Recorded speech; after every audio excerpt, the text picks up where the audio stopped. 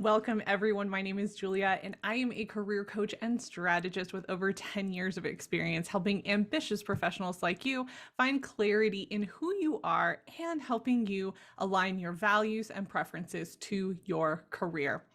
This podcast is one of the main ways that I share my knowledge, strategies, and experience with you. And if you check out the podcast page on my website, I have all of the seasons organized and easily accessible to find what you need. Along with this podcast, I also have multiple courses, resources, and I offer one-on-one customized career coaching covering career exploration, career management, and career advancement. You can head over to ridethetidecollective.com to check it all out. This season is all about controlling your career, and I am sharing the process that I created to help get you started on controlling your career. This episode is going to be going over one of my favorite topics, which is identity analysis, and you will explore and articulate who you are through assessments and self-reflection activities to enhance your self-awareness. Now, obviously, for the purposes of the podcast, I'm going to be giving you an overview of some of the resources that I use and why I use them. And I'll also provide some resources that are accessible to you right now for free. So, in over the 10 years that I have been a career coach, there are a lot of resources out there to help people figure out things like their personality, their preferences, and even what career path they should go down. I have used quite a few of these resources, and to be transparent, there are many I haven't used because they don't always align with the work that I do. The assessments that I recommend to everyone pretty much, and the specific assessments that are in my program, I have either used personally, I have used personally, and I use with clients very, very regularly. And in some cases, I actually have formal training to administer these assessments as well. So it's worth noting that I do use assessments as a starting point for conversations. There is no perfect assessment that's going to do everything that you want it to do. That's why I use multiple. I've seen the positive impact of combining these assessments together, and the conversation and clarity that has resulted from my clients, and honestly from myself as well, it has been absolutely worth it. So when you start talking about who you are and making career decisions, there are 4 things that need to be considered: your skills, your interests, your values, and your personality. I have specific activities and resources I use for each of these, but let's talk generally about each one, and I'll also let you know what I use and why I use it. So let's start with one of my favorite assessments, and that is values. In my formal program, I actually send out a box of cards that you sort through to determine your values, but I also have a values assessment available for free on my website, so I will link that into the blog post for this episode if you'd like to do this yourself. This is one of my favorite assessments because it tells you what you value in this season. The values assessment is one that I recommend to all of my clients. It is one of the free resources that I push to anyone that contacts me, because anytime that there is a big life change or career change, you have to make sure that your values still align with your situation. So this assessment and the information it gives you becomes a cornerstone. And for me, it's a cornerstone to most of my coaching programs because it's the filter that you use when you are making decisions. Once you figure out your values and what you need to make decisions, you now want to consider your interests. And in the career world, we sometimes use what is called the Holland Code to help determine interests or interest areas. These are 6 interest areas that are collectively called the RISEC, which is basically the first letter of each of the interest areas. Original, I know. But it stands for realistic, investigative, artistic, social, enterprising, and conventional. Each of these areas outlines traits, career options, and environments that would be ideal for someone with that interest area. In the traditional assessment, you can identify up to 3 Holland Code areas and then use a resource like ONET Online to do a search of careers. I find Holland Code and ONET most helpful for people who are generally more earlier in their career and they're looking for different options. In some cases, people who feel misaligned with their career or they were pushed into a career that they don't really like and they want to see if it really aligns with who they are. And then also for people who are looking for adjacent careers, because one thing that ONET does is it gives you careers that are similar to the one that you might already have or you might be interested in.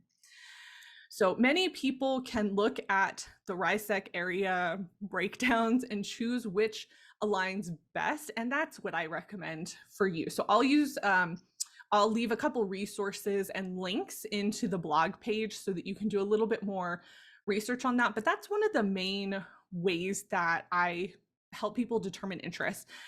Aside from that, I do a lot of question asking. That is another way that we determine interest. And I'll tell you, one of the things that I go to pretty regularly that I think helps people figure out, is this an area I'd want to work in, or is this just something I enjoy, is think about the products and the things that you use on a daily basis, and would you be interested in working for an organization that aligns with that? So a lot of people have Apple products, for example. Would you want to work for Apple in a corporate environment? Does that align with the functional area that you're in? Are there options for that? One example I've shared multiple times is I'm really interested in makeup. And I actually looked at one point in time for different makeup companies that were around me that I was really into. One of them was headquartered in the Midwest, and I didn't want to live in the Midwest, so I ruled that out, right? My value was staying close, it was location. So because of that value, it ruled out that company. Now I did find another company that was closer, that was a company that I really enjoyed their makeup products. At the time, I didn't want to make a switch, so I didn't go for it, but it was good for me to do that research to determine if that was something that I'd be really interested in. So don't discount just your general interests in life. There are usually companies and organizations that are connected to that as well. But the Holland Code and ONET, that's a more formal way to provide some additional information, and then also statistics, skills, all of that around those different careers. So now we're on to skills. While this type of assessment might seem straightforward, it can also take a lot of time to think about what you're really good at, what you love doing, and where you'd like to see growth. And most importantly, what do you hate doing, right? So when we discuss skills, the one area you need to be most aware of are your killer skills.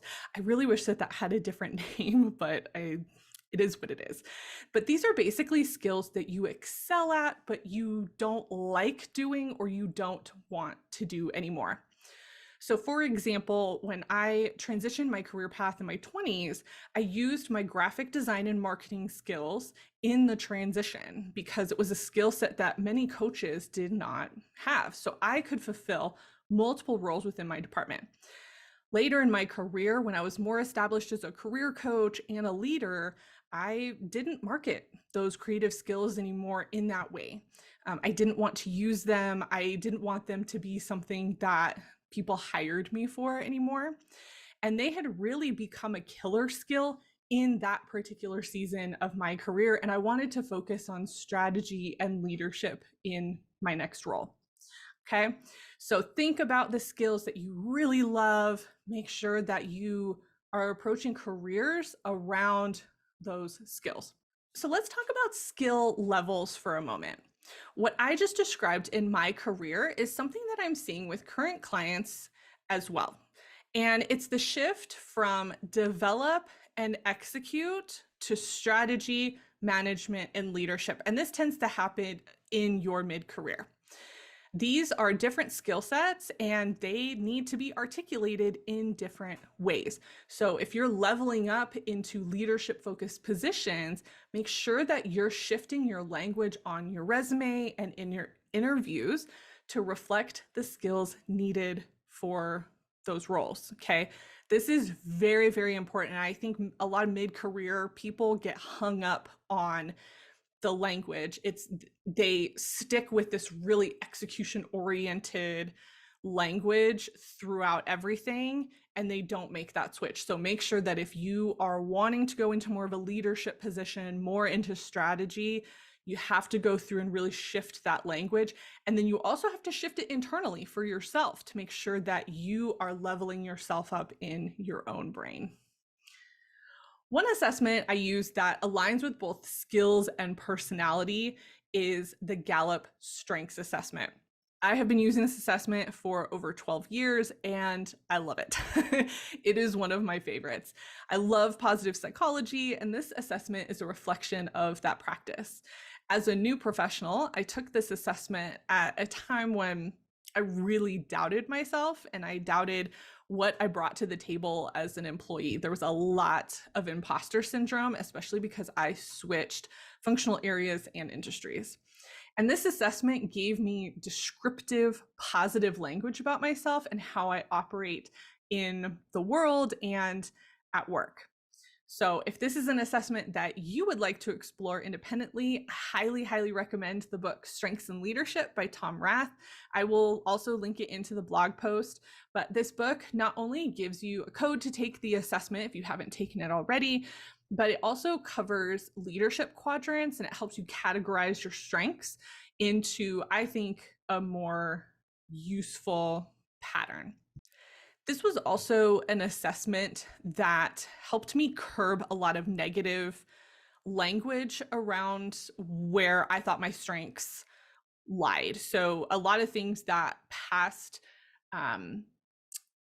managers had told me were not what they wanted from me, things that they didn't deem to be strengths, I actually found out were strengths. So it also helped me reframe in my mind how I viewed myself. And I was able to really change a lot of negative language that I had developed around myself because of how other people saw me and what they valued as strengths. So again, if you're in this similar situation, highly, highly recommend this assessment. And if you can talk to someone like me or somebody who is certified in strengths, I would recommend it because the conversation around it is really, really wonderful when you embrace it. All right, another assessment that I have been exploring more and that is also added into my formal program is the Enneagram. And I added this one into the mix because I just really like the descriptions and the breakdowns that it uses. It resonated with me when I took it. I've had many, many colleagues who have used it and clients as well who've used it before they got to me. And I think it works. I think it provides different language than some of the other assessments that we have.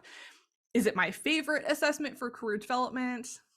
Not really, but again, it gives really wonderful language to help people describe themselves, and it sounds different than strengths and it sounds different than MBTI, which I'll talk about in a minute. But having that language, that's what I'm after, and that's one of the main goals of controlling your career is knowing how to talk about yourself, knowing how to articulate who you are. And I think that that assessment really adds some wonderful language in there for you. Finally, the assessment I recommend most often for career development is the MBTI Step 2 or the Myers-Briggs Type Indicator. Most people are familiar with the 4-letter result that you get from traditional MBTI assessment, which for most people isn't enough. I've spoken to more than a few clients that really don't like being put into that box, and I absolutely get it. That's why I recommend Step 2, and I use Step 2 only at this point. It breaks down your results for each dichotomy into what the assessment calls facets. So these are a deeper description for each letter on the assessment. So for example, let's say you get the extrovert result when you take the assessment, but you've always resonated with some of the introversion descriptions, right? Maybe you're having a hard time choosing, or you see yourself on both sides in different situations. What step 2 will do is it will show you where you might have more introverted tendencies that make you feel that way. So the report for this assessment is absolutely one of my favorites. It provides so much detail, so much information, and the language that it gives you, it's amazing. Like, it will help you definitely solidify your professional articulation of yourself. I know that there are people out there who don't use assessments or don't care for the ones that I recommend, and that's okay. Everyone is entitled to their own opinion. And I use these assessments because they are a starting point. I have seen them transform how people view themselves, how they describe who they are. I've seen them take clients from doubting themselves to being confident about their skills and their abilities because they had clear language. So, can we get that through coaching? Of course, absolutely we can. But an assessment cuts down the time and the monetary investment by giving us language to start with, okay? All right. Whew. I know this is a lot of information to take in and to process, but it's necessary. When you are trying to take control of your situation, it requires this level of exploration, and this phase is packed with it. In my program, this is one of the longest phases because of all the information that we need to cover and the impact that it can have. While learning to articulate yourself is amazing and absolutely needed, it can also be very exhausting because for some of you, you need to unlearn your thoughts and beliefs that you've had about yourself that were rooted in someone else's assessment of you. So if you're diving into this journey on your own, I recommend taking time for this phase to allow everything to sink in and to process positively. It will absolutely take time. It will absolutely take time for you to get through it, but it's worth it. And here's the thing too, not everybody needs this level of depth. Some people can articulate themselves really well. Sometimes what these assessments do is they solidify what you already believe about yourself and maybe give you some additional language to use that can really just tighten up how you're already describing yourself. So you might want to consider that as well if there's some doubt that's creeping in for you as a professional. All right, as I have said in the past, these episodes are going to be packed with action, and I know I've given you a lot of resources just in what I use for assessments. You're welcome to go out and utilize those assessments if you'd like. But the specific action for this episode is to download the values resource that I have on my website, and I'll link it into the blog post for you. It's free. I believe it's the best starting point for most people. And if you really want to go the extra mile, look into using ONET Online or BLS.gov to explore their website. There's a lot of information and resources that will help you explore various aspects of your career and possible future paths. One thing I will say is ONET is not going to have every single functional area, okay? Especially newer tech, it's not going to have a lot of that because it takes time for them to update those descriptions and all of that. So you have to go into it with a grain of salt in that way. But you can also look at the different types of careers that might align and make some inferences for your own career path or your industry and what might make the most sense for you. So I do want to put that in there. The other thing that I wanted to let you know is if you are interested in MBTI Step 2, this is a coaching resource that I offer that is independent from Control Your Career. It's one of the few options that I have that includes an assessment, and it's called the Clarity of Self coaching course and coaching, because I do have some videos for you to watch. And then we do a 90-minute coaching session once you've taken the assessment and done some self-reflection. 90 minutes is a long time. We can get a lot done in that period of time. But I think if you're in a place where you would like to do some articulation, but you don't want to dive into a more in-depth program like Control Your Career, the Clarity of Self is something that I highly recommend. So I will also link that down into the blog post. So thank you for listening. And if you have made it all the way into the end of this episode, I really appreciate you. Please follow Ride the Tide Collective on social media. I have been primarily hanging out on LinkedIn these days, so definitely look that up. I will leave the link in the blog post for this episode, but I will see you next time.